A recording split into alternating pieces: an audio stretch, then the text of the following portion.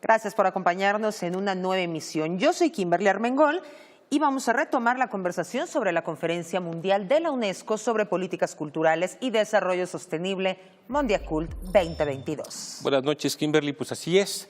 Esta será precisamente una de las ejes principales de la discusión en Mondiacult. ¿Por qué afirmamos que el desarrollo de las personas, comunidades y naciones es inviable sin la aportación de las culturas? Porque sí hay que verlas en plural, culturas, que contribuyen a las tres dimensiones del desarrollo sostenible: la económica, la social y la ambiental. Y en efecto, las culturas contribuyen al desarrollo económico de los países, a la inclusión social y también a la construcción de ciudadanía. También están vinculadas a la conservación de la biodiversidad y la defensa medioambiental. Sin las culturas no habrá desarrollo sostenible, así de simple. Por ello, uno de los retos de Mondiacult es poner en práctica esta certeza e identificar las maneras de comprobar y medir el impacto de las culturas en todas las esferas de la actividad humana. Quédense con nosotros. Ya comenzamos. A principios del siglo XXI, los 189 países miembros de las Naciones Unidas fijaron una ruta global para el desarrollo de todas las naciones a través de los objetivos del milenio. Dichos objetivos fueron cuestionados en los años siguientes, hasta que en 2015 la Asamblea General de la ONU aprobó la Agenda 2030 para el Desarrollo Sostenible, un plan de acción a favor de las personas, el planeta y la prosperidad. Siendo el mayor desafío la erradicación de la pobreza en el planeta, la Agenda 2030 plantea 17 objetivos con 169 metas que comprenden la esfera económica, social y ambiental, dejando fuera un objetivo específico para las políticas culturales. La cultura contribuye al crecimiento económico de los países, genera millones de empleos en el mundo, coadyuva al combate contra la pobreza y la desigualdad. La cultura es fundamental para la cohesión social, la paz, la construcción de la ciudadanía y la equidad de género. La creatividad y la innovación de las comunidades son grandes motores del desarrollo sostenible. A 8 años de que vence el plazo para cumplir los objetivos del milenio, durante Mondiacult 2022, los ministros de Cultura de más de 100 países van a reflexionar sobre el papel de la cultura en su cumplimiento y las metodologías para comprobar con hechos y datos duros esta contribución. En Mondiacult 2022 se reforzará que la cultura es el cuarto pilar del desarrollo sostenible.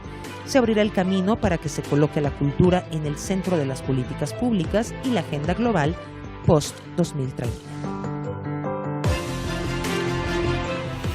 Los 22 países que conforman la Comunidad Iberoamericana de Lengua Castellana y Portuguesa han reflexionado y diseñado una agenda muy completa para vincular a la cultura de la región con las aspiraciones del desarrollo sostenible.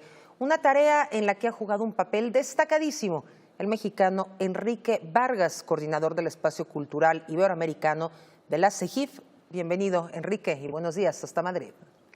Muchas gracias, Kimberly. Muchas gracias. Muy buenos días, Edgardo. La verdad es un placer poder estar aquí con ustedes en esta serie. Gracias, Enrique. Pues así es. Enrique es un promotor y un funcionario cultural con una larga trayectoria en México y desde hace más de 15 años, desde la Secretaría General Iberoamericana, se ha dado a la tarea precisamente de crear una verdadera agenda de cooperación cultural entre los países de nuestra región. Un abrazo hasta Madrid, querido Enrique, y vamos a comenzar. Y bueno, así es, querido Enrique. ¿Por qué decimos que la cultura es un elemento transversal que contribuye al desarrollo sostenible de muy diversas maneras? ¿Debería ser un objetivo en sí mismo cuando llegue el momento de revisar la Agenda 2030 de la ONU y pensarlo así en las siguientes décadas? ¿O más bien debe mantenerse como un elemento transversal e implícito?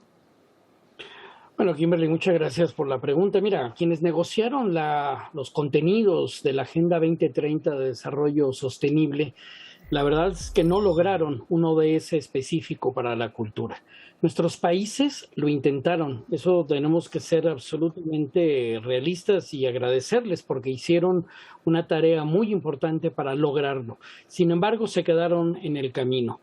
Seguramente fueron otros los intereses a nivel global que no permitieron que la cultura lograra tener este punto específico, ODS específico. Pero ya lo habíamos vivido con anterioridad también en la Agenda de Desarrollo del Milenio. Entonces van dos agendas globales donde la cultura lamentablemente no ha tenido el espacio que debería ocupar.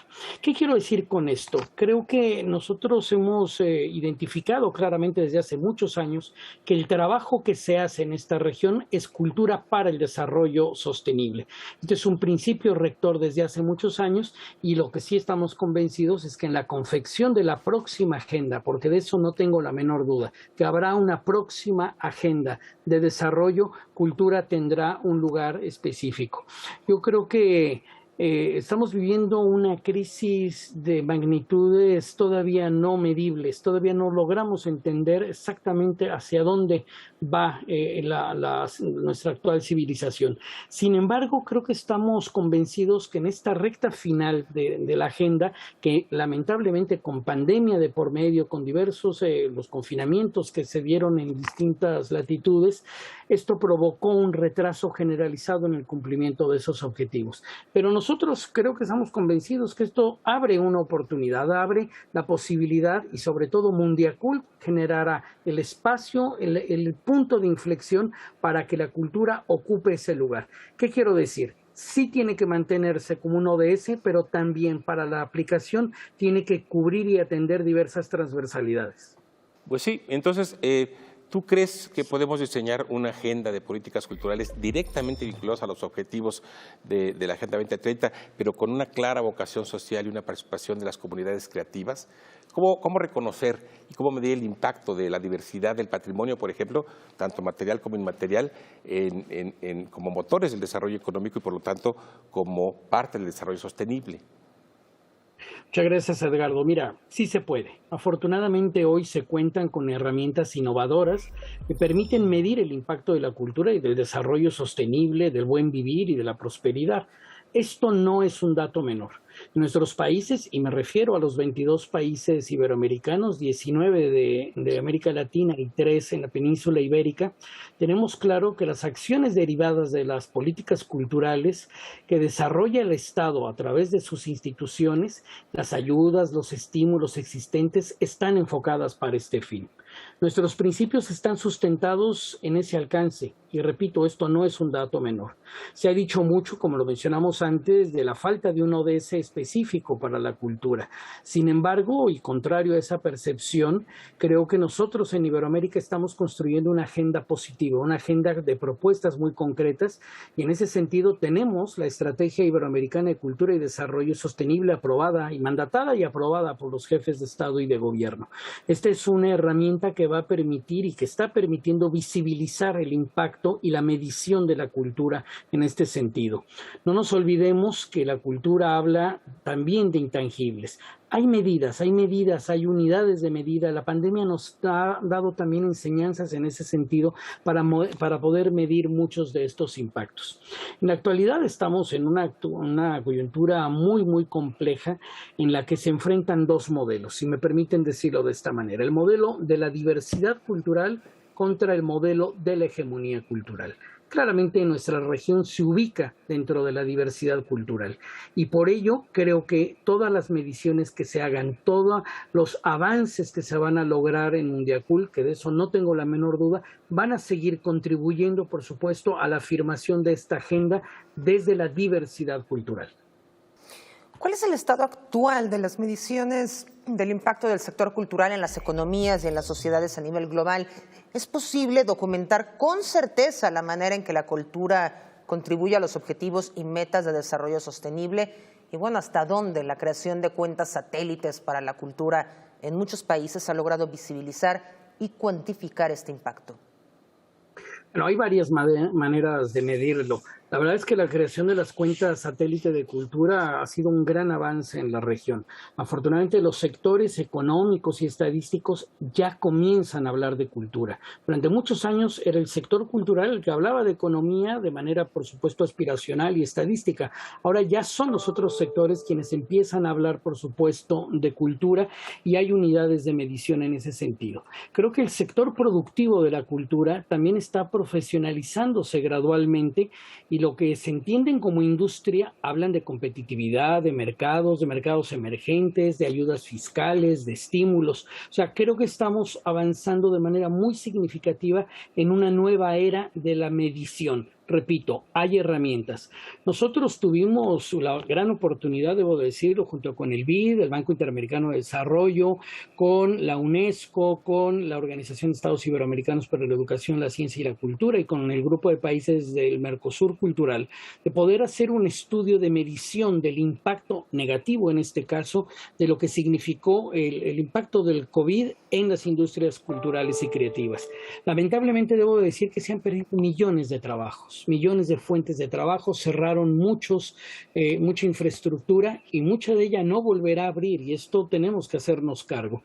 Sin embargo, lo que no se había logrado en años de entender o de poder construir una unidad de medida, digamos, indicadores comunes para los países, tuvo que venir la pandemia para lograr ponernos de acuerdo. Los técnicos se pusieron de acuerdo y debo de decirlo, en un tiempo récord se logró medir con la misma vara, déjenme decirlo en esos términos, el impacto lamentablemente negativo. Pero el tener esta información nos permite, por supuesto, que quienes tienen que tomar decisiones las puedan tomar sobre información certera, no sobre supuestos o sobre lo que quisiéramos o lo que nosotros podemos interpretar. No, hay datos duros y a partir de ello está la puntual toma de decisiones.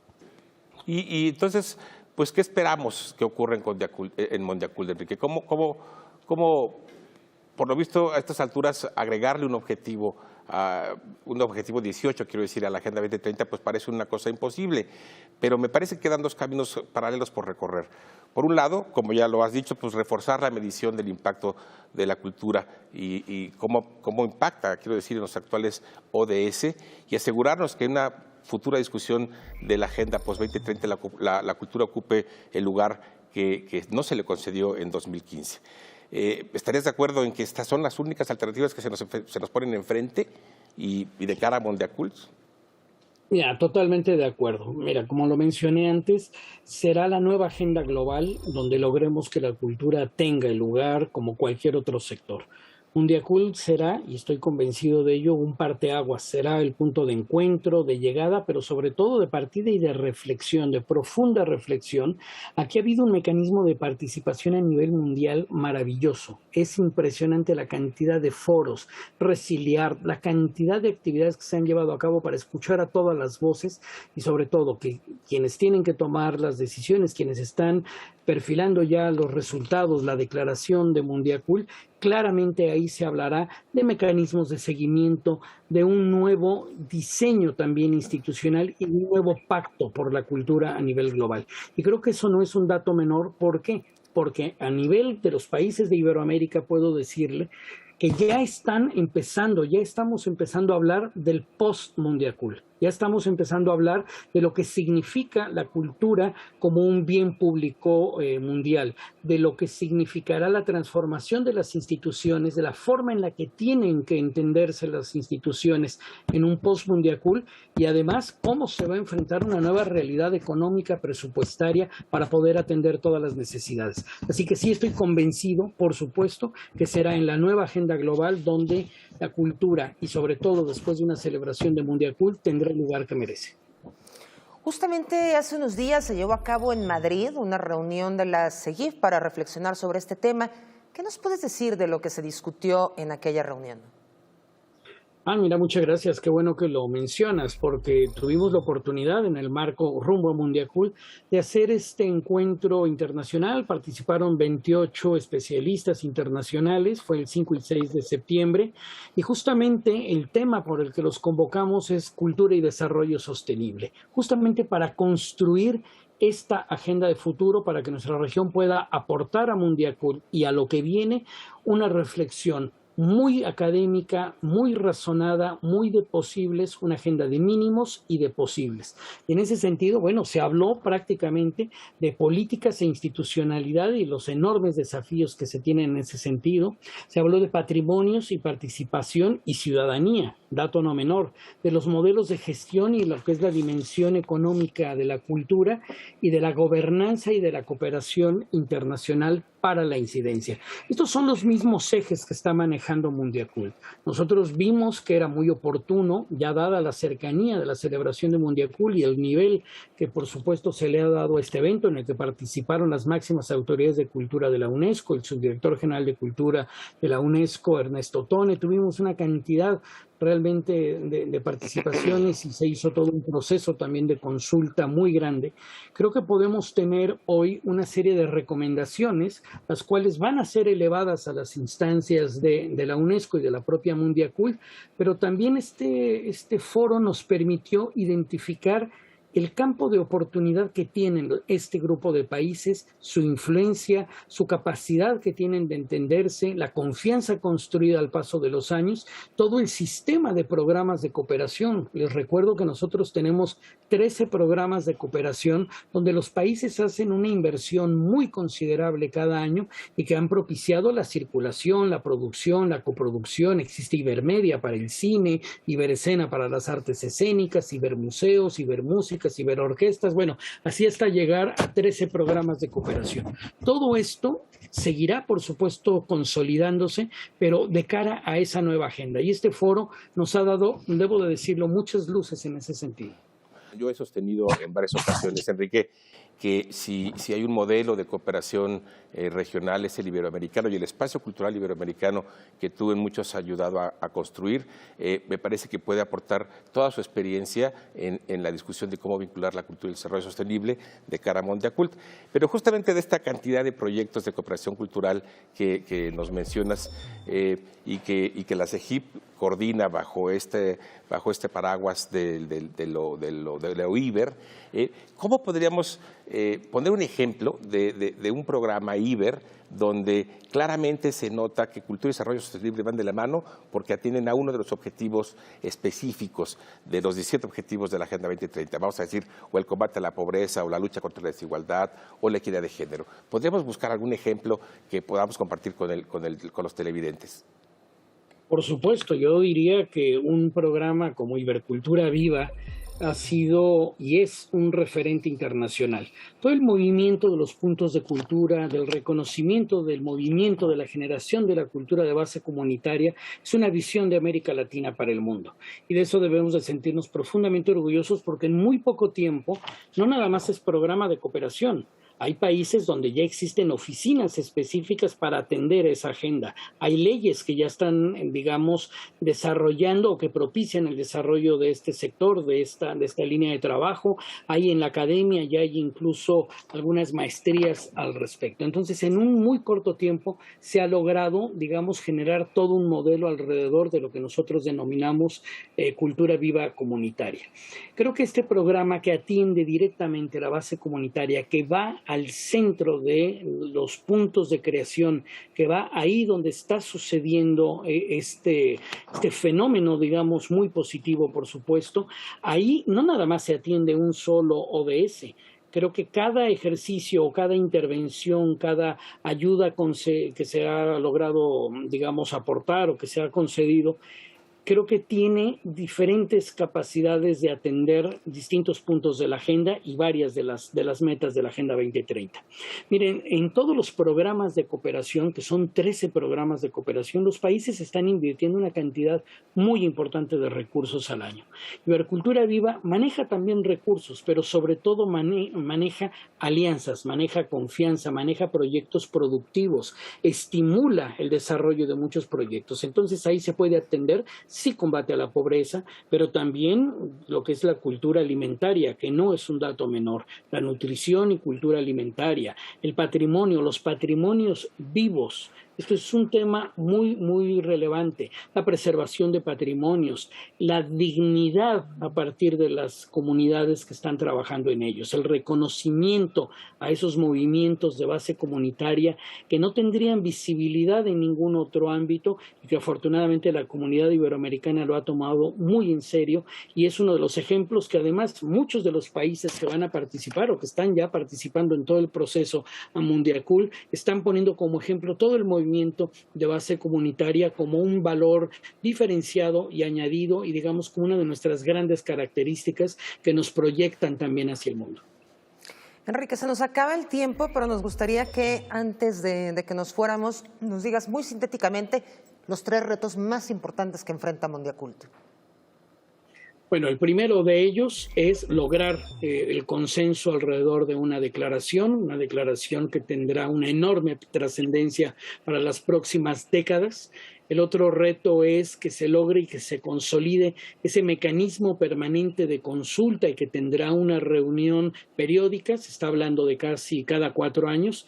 Nada más quiero recordarle al público que nos está escuchando que han pasado 40 años entre la primera edición de Mundiacult, que también fue en México en 1982, y esta cita de finales de septiembre. El segundo reto es eso, que haya una continuidad.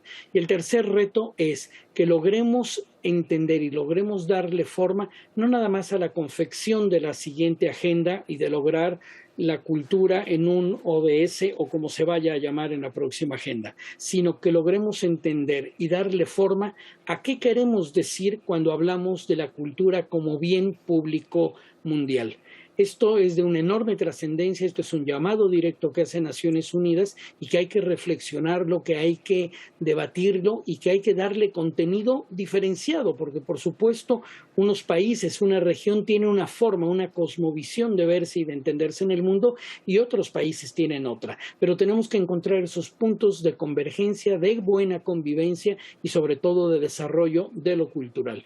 Somos una potencia cultural, este conjunto de países no debemos de olvidarnos que somos una enorme potencia cultural que tiene la capacidad de hablarse de tú a tú con cualquier otra región del mundo. Y eso es también y sobre todo gracias a la cultura. Por supuesto, Enrique. Y yo para terminar, en el minuto que nos queda, añadiría uno más, que es: tenemos que contarle mejor la historia a las poblaciones del planeta. Tenemos que decirles por qué cultura y lucha contra la pobreza, qué tiene que ver la cultura con la lucha por la equidad de género, por la igualdad, qué tiene que ver con la lucha por un objetivo como el del agua para todos o como el del patrimonio submarino. La cultura está en todas partes y el reto es poder contar esa historia para que todos lo entiendan así y todos lo acepten, y creo que es parte del reto de Mundiacult, y te agradecemos muchísimo esta conversación. Nos vemos aquí en unos días más. Muchas gracias, Edgardo, y bueno, realmente el ejercicio que ustedes están haciendo ayuda a eso, ayuda a que difundan, a difundir, a que conozcamos más toda esta interrelación en los distintos objetivos de desarrollo sostenible y el papel central y fundamental de la cultura, que aunque no lo leamos, ahí está. Enrique, muchísimas gracias y gracias también al auditorio que nos acompañó. Los esperamos en una próxima emisión de Rumbo a Mundiacult 2022.